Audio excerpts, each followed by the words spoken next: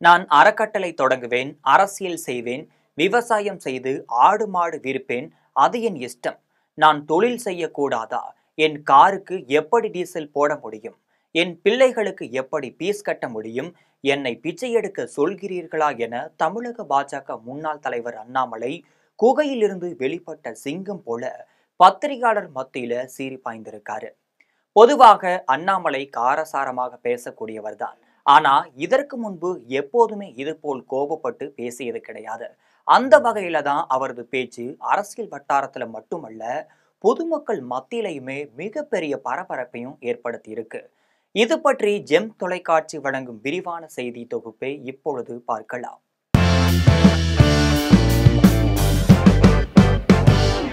கடந்த 3 மாதங்களாகவே தமிழக முன்னாள் பாஜக தலைவர் அண்ணாமலை குறித்து ஏராளமான செய்திகள் வெளிவந்த வண்ணம் இருக்கின்றனர். அவர் அரசியல் கட்சி தொடங்க போகிறார். அவரது பெயரில் நற்பணி மன்றம் தொடங்கப்பட்டிருக்கிறது. கோவை அருகே விவசாயம் நிலம் வாங்கி இருக்கிறார். பாரதிய ஜனதா கட்சியை விட்டு விலகப் போகிறார். நடிகர் விஜயுடன் கூட்டணி சேரப் போகிறார் என ஏராளமான பரபரப்பு செய்திகள் வெளிவந்த வண்ணமாக இருக்கின்றன.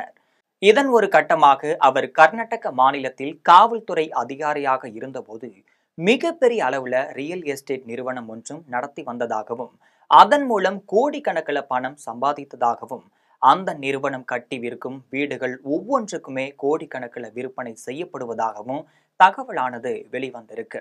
இந்த நிலையில தான் கோவை வந்த அண்ணாமலையிடம் பத்திரிகையாளர்கள் பல கேள்விகளையும் கேட்டிருக்காங்க. நீங்கள் கர்நாடகாவில் ரியல் எஸ்டேட் பிசினஸ் நடத்துவதாக சமூக வலைதளங்கள்ல ஏராளமான செய்திகள் வருகின்றனர்.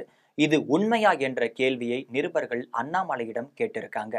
இதற்கு அண்ணாமலை மிகவும் ஆவேசமாக பதில் அளிச்சிருக்காரு. அவர் பேசும்போது இதில் என்ன தவறு இருக்கிறது? என்னுடைய வாழ்க்கையை நான் வாழ்கிறேன். நான் என்ன மண்ணை சாப்பிடுவதா?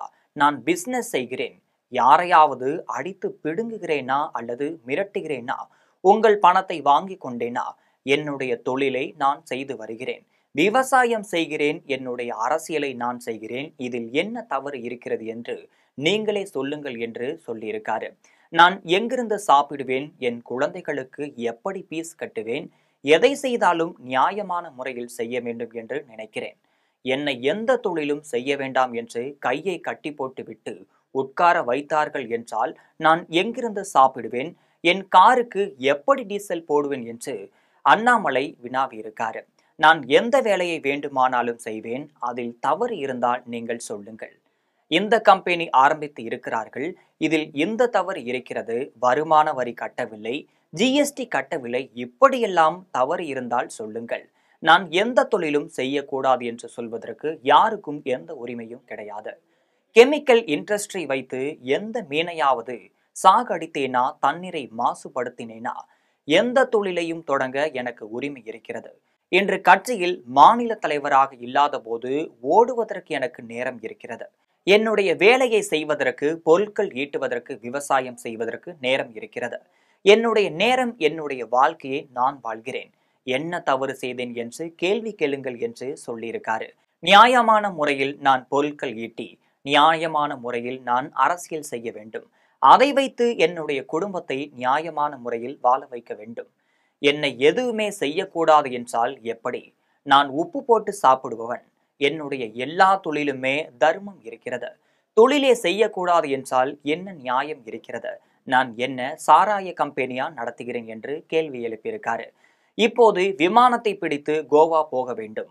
கேரள மாநிலத்தின் எஸ்ஐஆருக்கு நான் தான் பொறுப்பு. இதேபோல் லட்சத்தீவு செல்ல வேண்டும் என்றால் 60,000 செலவாகும். அதை யார் எனக்கு கொடுப்பார்கள்? நான் தொழில் செய்தால்தான் சாப்பிட முடியும் என்றெல்லாம் பேசியிருக்காரு. இதுவரை கட்சியிலிருந்து 1 ரூபாய் கூட நான் வாங்கியது கிடையாது.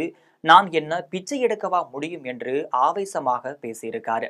எனக்கு ஒரு நாளைக்கு குறைந்தபட்சம் 2,000 ரூபாய் செலவாகுகிறது. இதனை உங்கள் பாக்கெட்டிலிருந்து பிடுங்குறேனா அல்லது தவறான நபர்களிடமிருந்து வாங்குறேனா? இன்னும் பல தொழில்கள் ஆரம்பிக்க போகிறேன். அதற்கு நேரமும் மன வலிமையும் இருக்கிறது. நான் 24 மணி நேரத்தை கைக்கடிகாரம் கட்டிக்கொண்டு ஓடி ஓடி வேலை செய்கிறேன். நீங்களும் சோம்பேறியாக வீட்டில் இருக்காதீர்கள். பல இடங்களுக்கு செல்லுங்கள். நன்றாக வாழுங்கள், நிம்மதியாக வாழுங்கள், உங்களது சொந்த காசில் வாழுங்கள் என்று சொல்லியிருக்காரு. ரயில் டிக்கெட் எடுக்காமல் வந்தவர்கள் கூட எல்லாம் இன்றைக்கு 7 தலைமுறைக்கு சொத்து சேர்த்து வச்சிருக்காங்க. முதல்வர் ஸ்டாலின் இன்றைக்கு என்ன தொழில் செய்கிறார்? அவருக்கு பணம் எங்கிருந்து வருகிறது? இதையெல்லாம் நீங்கள் கேள்வி கேட்கிறீர்களா என்று அண்ணாமலை சொல்லியிருக்காரு.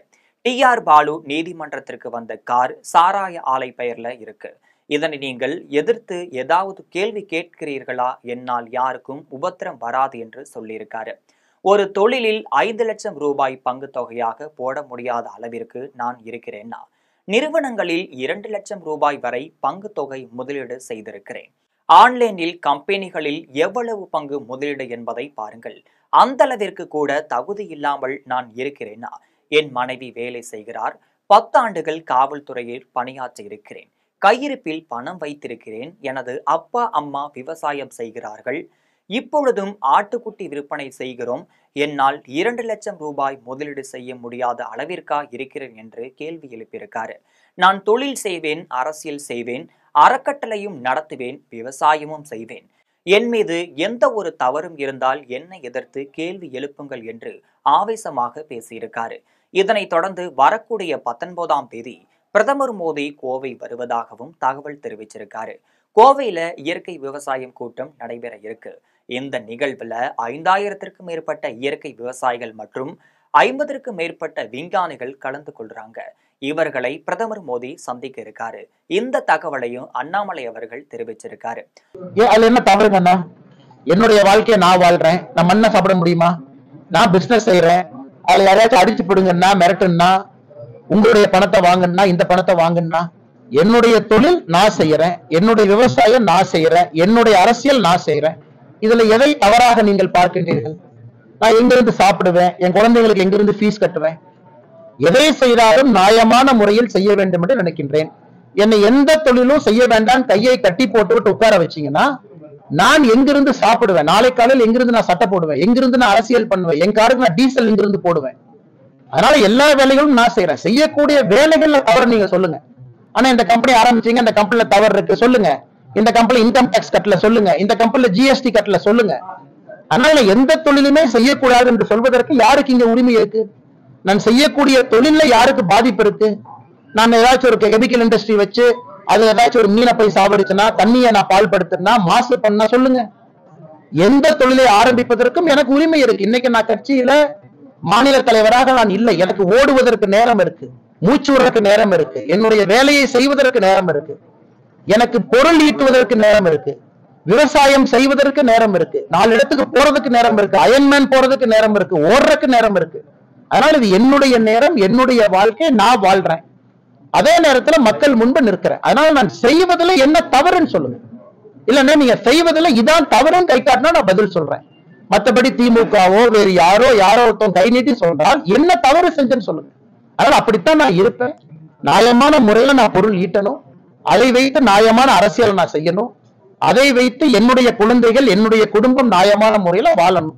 என்னுடைய மனைவி வேலைக்கு போறாங்க, என்ன தவறு? வேலைக்கு அவங்க வாழ்க்கை அவங்க வாழ்றாங்க, அவங்க வேலைக்கு போறாங்க. நான் தொழில் செய்யற என்ன தவறு? அதனால எதுவுமே செய்யக்கூடாதுன்னா வீட்டுல கையை கட்டி கொண்டு வாயை பொத்தி கொண்டு சும்மா நான் உட்கார்ந்து இருக்க முடியுமாண்ணா? நீங்களும் தொழில் பண்றீங்க. நான் 10 பேர்கிட்ட சொல்றேன், ஆமா நான் ஸ்டாக் மார்க்கெட்ல இன்வெஸ்ட் பண்றேன், நீங்களும் போடுங்கன்னு சொல்றேன். கையில 1000 ரூபாய் இருக்கா, 10,000 இருக்கா, 25,000 இருக்கா? நானும் படிச்சிருக்கேன், இன்ஜினியரிங் படிச்சிருக்கேன், MBA படிச்சிருக்கேன், அதை சிறந்த பல்கலைக்கழகத்துல படிச்சிருக்கேன். நான் ஸ்டாக் மார்க்கெட்ல போடக்கூடாதா? போடுவோம், நீங்களும் போடுங்க. இன்னைக்கு இளைஞர்கள் நானே 10 பேர்கிட்ட சொல்றேன், ஸ்டார்ட் அப் பண்ணுங்க, தொழில் பண்ணுங்க, நல்லா சம்பாதிங்க, ஆரோக்கியமா சம்பாதிங்க சொல்லிட்டு நான் செய்யக்கூடாதா? அதையே நானும் செய்கின்றேன். 4 பேர்த்த வந்து விவசாயம் பண்ணுங்கன்னு சொல்றேன், அதே விவசாயத்தை நானும் பண்றேன். அதனால எதை செய்தாலும் கூட சொன்னாலும் கூட நான் செய்வதை மட்டும்தான் மக்களிடம் சொல்றேன். நான் சொல்றதை மட்டும்தான் நான் செய்யறேன். அதனால பத்திரிகை நண்பர்கள் யாராவது அண்ணன் இதுல தவறு இருக்குன்னு சுட்டி காட்டுங்க. தவறு இருக்காது. அப்படி எனக்கு தெரியாம யாராவது தவறு செய்திருந்தாலும் கூட திருத்திக் கொள்கின்றோம். ஆனா இதனால மாசு பால் பெற்றுச்சு, இப்படி ஆயிடுச்சு, அப்படி ஆயிடுச்சுன்னு சொல்லுங்க. அரசுக்கு வரி கட்டுறதுல தவறிட்டேன்னு சொல்லுங்க. நீங்க செய்யக்கூடிய தொழில தர்மம் இல்லைன்னு சொல்லுங்க. நான் செய்யக்கூடிய எல்லா தொழிலும் தர்மம் இருக்கிறது. உப்பு போட்டு சாப்பிட்றவன் நானு. தவறு இருந்தால் சுட்டி காட்டுங்கள். தொழிலே செய்யக்கூடாதுன்னா என்னென்ன நியாயம்? ஆனா சாராய கம்பெனி என்ன நடத்துறேன்? நான் தொழில் செஞ்சா தானே நான் சாப்பிட முடியும். இந்த வீட்டுல டீசல் போட்டு காலைல அவங்களுக்கு வர்றாங்க, நினைக்கிறீங்க 3000 ரூபாய் செலவு அன்னைக்கு. இப்ப பிளைட்டை பிடிச்சு நான் கோவாக்கு போகணும். கோவா மாநிலத்தினுடைய SIR அதுக்கு நான் தான் பொறுப்பு. லட்சதீப் மாநிலத்துக்கு நான் பொறுப்பு. கேரளா மாநிலத்துக்கு பொறுப்பு. லட்சதீப் போயிட்டு வந்தீங்கன்னா பிளைட் டிக்கெட் 60,000 ரூபாய் ஆகும். யார் எனக்கு கொடுப்பா? கட்சியில இருந்து நான் வாங்க மாட்டேன். 1 ரூபா கூட கட்சியில இருந்து வாங்கியது கிடையாது. இன்னைக்கு கோவா பிளைட் டிக்கெட் போட்டு போறேன். பணம் யார் கொடுப்பாங்கண்ணா? யார் கொடுப்பாங்க? ரோட்ல போய் பிச்சை எடுக்க முடியுமா? கோயம்புத்தூருக்கு வெளியே கோகுலம் பார்க் ஹோட்டலுக்கு வெளியே அண்ணே நான் பாரதிய ஜனதா கட்சியில இருக்கேன், நான் கோவா மாநிலத்துக்கு பொறுப்பாளர், ஒரு 10 ரூபா பிச்சை போடுங்கன்னு சொல்ல முடியுமா? நான் தொழில் செஞ்சுதான் ஆகணும். என் குடும்பத்தை நான் வாழ வச்சு தான் அவன் குழந்தைங்களுக்கு ஃபீஸ் எங்கிருந்து கட்டுவேன்? நான் பாரதிய ஜனதா கட்சி தலைவராக இருக்கேன், 4 பேர் பணம் கொடுங்க அண்ணா. நீங்க புரிஞ்சுக்கணும், இதெல்லாம் என்னுடைய அடிப்படை வேலை. கட்சியில வேலை செய்தாலும் கூட இங்க வந்திருக்கிற ஒருத்தருக்குமே விவசாயி அன்னைக்கு வந்திருக்கிறாங்க, மாசம் ஒரு நாளைக்கு 2000 ரூபாய் செலவாகும் இல்ல? அதை போய் உங்க பாக்கெட்ல பிடுங்கிறனா, தவறான நபர்கிட்ட கை நீட்டுறனா? என் தொழில் செய்து நான் சம்பாதித்து என் வாழ்க்கையை வாழ வேண்டும் என்று நினைக்கின்றேன். பெருமையாத வாழ்க்கை, பெருமையா தொழில் செய்வேன், பெருமையா அரசுக்கு வரி கட்டுவேன். அதைத்தான் ஒரு இளைஞனுக்கு சொல்றேன். இன்னைக்கு மகாத்மா காந்தி சொல்லி இருக்கிறாங்க, இன்னைக்கு உள்ள நான் பேசினேன். Work with principal. ஒரு மரியாதையோடு வேலை செய்யுங்க, அதுல பணம் சம்பாதிங்க, அதுல வாழுங்க. நான் சொல்வதை மட்டும்தான் செய்கின்றேன். நான் ஏற்கனவே சொல்லியிருக்கேன், இன்னும் பல தொழில்கள் ஆரம்பிக்கத்தான் போறேன். ஏன்னா எனக்கு இன்னைக்கு நேரம் இருக்கு, என்னால் பல விஷயத்தை செய்ய முடியும். அயன்மேனுக்கு பயிற்சி எடுத்து அயன்மேன் முடிக்கிறதுக்கும் எனக்கு தைரியம் இருக்கு, மன வலிமை இருக்கு, அதுவும் செய்வேன். பல தொழில்கள் நடத்துவதற்கு நேரம் இருக்கு, பல தொழில்களுக்கு நேரம் கொடுக்க முடியும், அதுவும் செய்வேன். அரசியலும் செய்வேன், வித லீடர்ஸ் ஃபவுண்டேஷனும் நடத்துவேன், இயற்கை விவசாயம் பார்ப்பேன். 24 மணி நேரத்தை கைக்கடிகாரத்தை கட்டிக்கொண்டு ஓடி வேலை செய்கின்றேன்.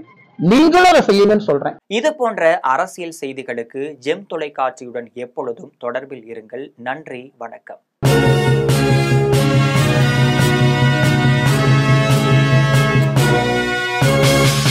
உடனுக்குடன் அப்டேட் தெரிந்து கொள்ள ஜெம் டிவி தமிழ் ஆப்பை இன்ஸ்டால் செய்யவும்.